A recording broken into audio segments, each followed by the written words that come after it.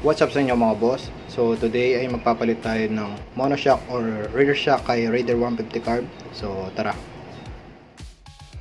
So bali yung i-install natin or ipapalit nating monoshock or rear shock kay Raider 150 carb is ito mga boss, YSS na shock. Ayan, pang Raider 150 kulay black. Ayan. So, check natin mga boss.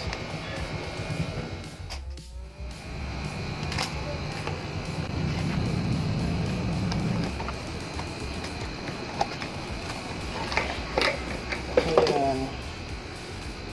Bali, ito siya mga boss. Marami lang likabok pero goods yan. Ayan.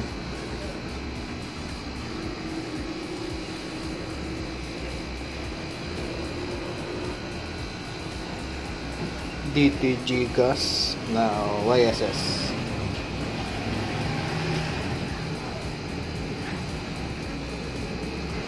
Yan. So ngayon mga boss, install na natin kay Raider 150 carb. Bago yan pala, ang presyo nito is nakuha ko siya ng 2,300. So ayun, install na natin mga boss kay Raider 150 carb. Tanggalin muna natin yung stock na monoshock or rear shock niya. Tara. So, ito pala yung kasama ng shock. Siyempre, dalawang YSS na sticker. Ayan, tapos, manual ata to. Tapos, yung tools na pang adjust. Sa spring ata to mga boss.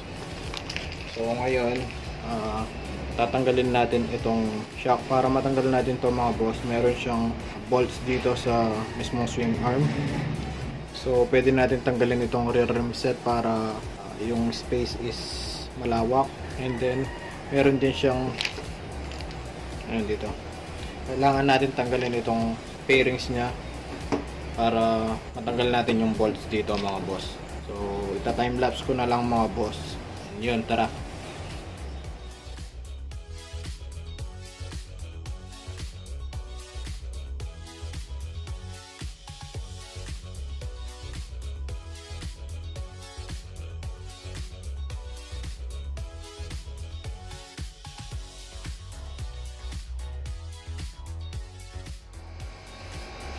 So, bali ayan mga boss, natanggal na natin yung pairings ni Raider 150 carb or yung kaha niya.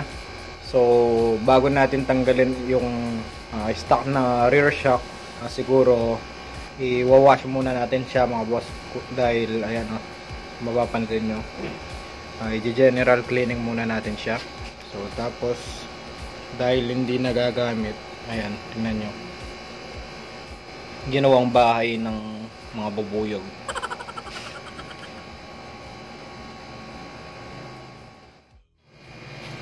Tapos mga boss, ito yung bolt and nut ng rear shock sa taas. Ayan, may nut siya mga boss na lock nut, 17mm siguro to or 14. Tapos kailangan natin tanggalin yung airbox sa kabila.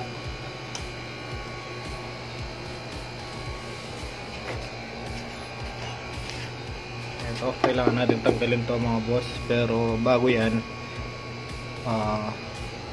i-wash ko na muna mga boss. Tatanggalin ko lang naman itong battery nya. So tara mga boss.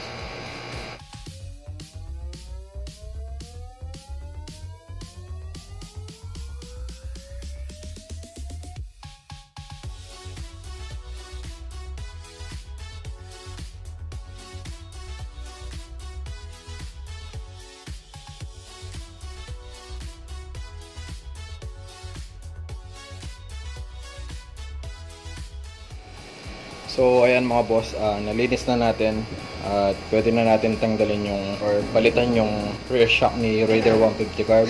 At bago yan, syempre tatanggalin muna natin itong gas tank nya. Tatanggalin lang naman natin itong apat na 10mm na bolts nya. Ito mga boss, dalawa dito, tig isa kabilaan, na 10mm din para maiangat natin yung gas tank at matanggal natin yung airbox ni Raider 150 carb. So yun.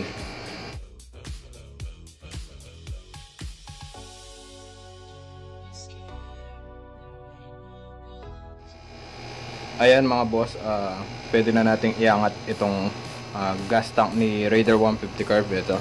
So kung makikita nyo, meron siyang dalawang bolts yung mismong airbox. Ito yung isa, tapos ito yung pangalawa na tatanggalin natin para matanggal natin yung stock na airbox. Tapos ayan, ito, luluwagan na natin tong hose carb, and then ayan, itong tatlong screw bolt sa airbox cover. So ta-timelapse ko na lang mga boss, tara.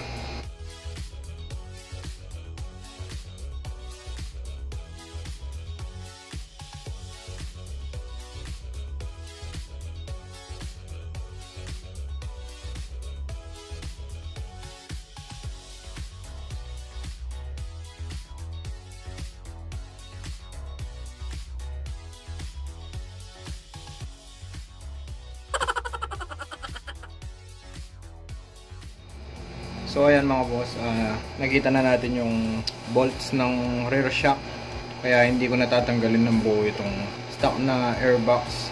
Wala pa akong balak na mag open carb ng stock. Siguro soon kapag basta naka-carb na tayo, or itong si Raider 150 carb, doon na lang ako mag-open carb. Doon ko na lang tatanggalin itong stock niya na airbox. Pansamantala ganito na muna.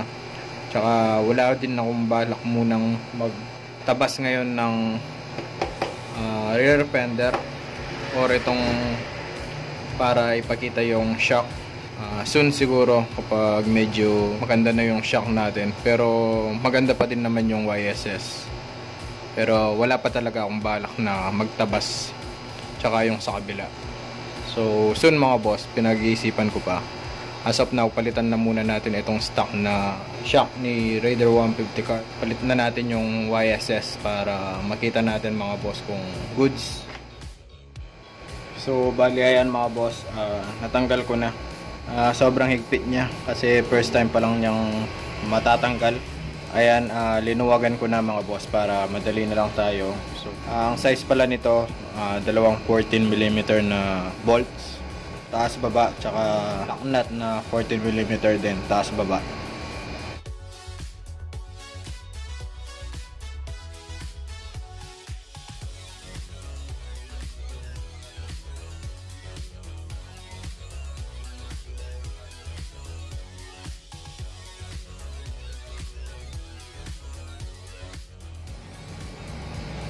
Ito na mga boss, natanggal na natin yung stock na rear shock ni Raider 150 carb. Ayan.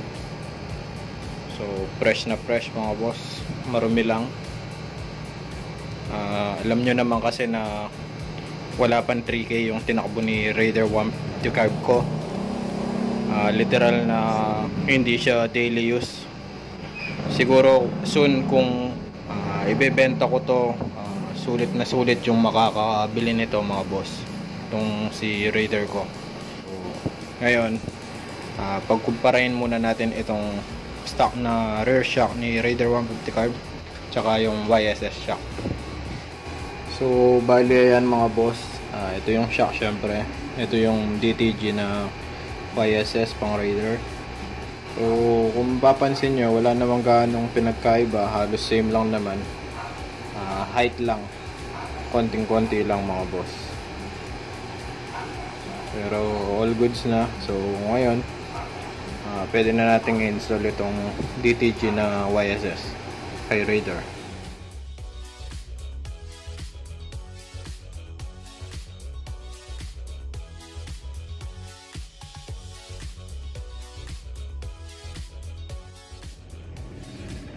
So ayan mga boss, na-install ko na.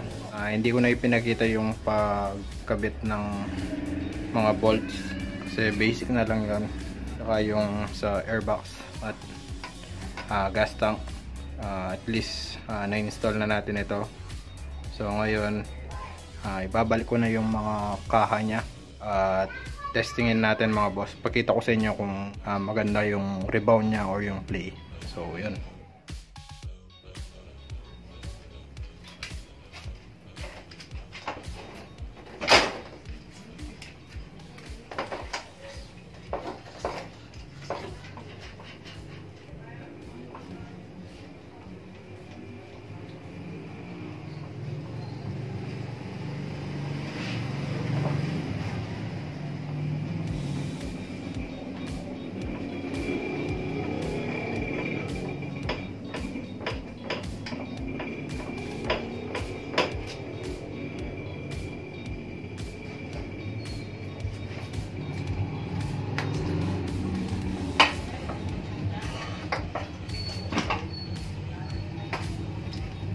So ayun mga boss, nakita na naman siguro ang ganda ng play or ang ganda ng bounce nya.